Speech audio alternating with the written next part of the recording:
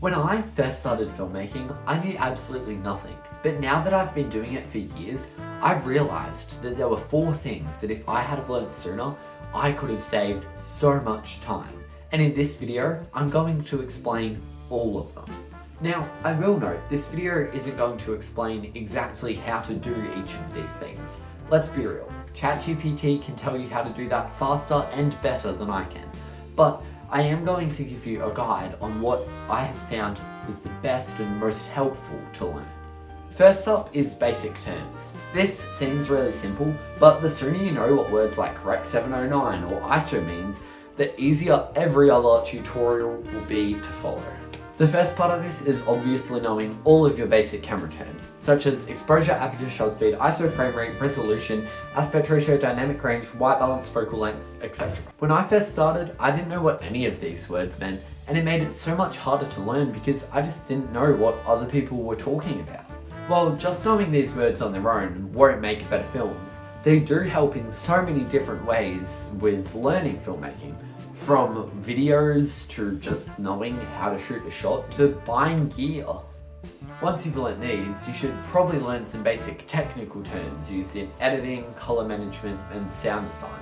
Know what compressed versus raw footage is, learn what different codecs are and all of the many different color management profiles, and learn how to set the gain on a microphone. I know trying to understand what all of this gobbledygook is can be quite overwhelming, it certainly was for me, but if you try to get your head around it early, it does make everything else so much easier. Alright, moving on. Please, please, please do not spend money on software. These days there are so many free alternatives to paid software that work just as well, if not better. Think about it, you could spend over $1,000 a year on Adobe Creative Cloud, or just get DaVinci Resolve, Blender, and Affinity completely for free. I think there's an obvious choice there. I will quickly say that if you're gonna spend money on one piece of software, I give you permission to get the paid version of DaVinci Resolve. It comes with some pretty great tools, but that is like a million times cheaper than Adobe and you only need to pay it once. So you can do that.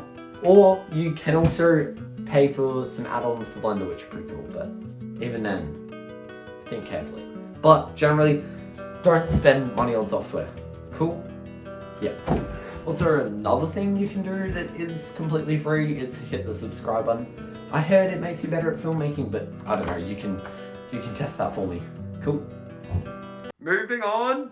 Okay, so I love visual effects, this may be slightly biased, but here's the thing. When I first started filmmaking, I had no interest in learning visual effects. I just wanted to do everything in camera. But I pretty quickly realized that just with some basic visual effects skills like rotoscoping and inpainting, you can save otherwise completely useless shots.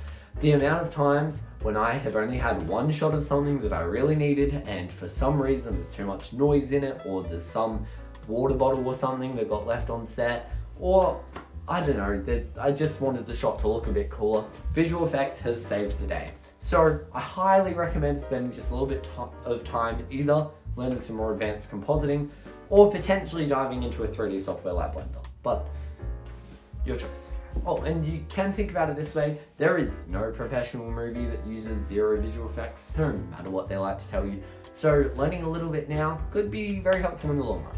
And now for the final point. This one seems really obvious, but I have probably made this mistake more than any of the other ones on this list. And that is explaining things properly. It so often happens that I'll be on set and I have all these shots that I want to get and all these things, and I have the exact vision of what I want, but if I don't actually explain it to the people I'm working with, then they're not going to know what to do. And this is especially important if, like me, you're just making very low budget short films and things, because often the people you're working with will just be friends or family or people that haven't necessarily done this stuff before. So making sure you actually take the time to explain these things will save a lot of time in the long run. Ideally, you could explain the whole procedure for everything that's going to happen on the shoot day, the day before, but if you can't do that, just make sure your instructions are really clear on the actual day. Because remember, just taking a little bit more time to explain something will probably actually save you a whole heap more time. Well, those were the 4 bits filmmaking advice I wished I knew sooner. Thank you very much for watching. subscribe, and keep filmmaking the easy way.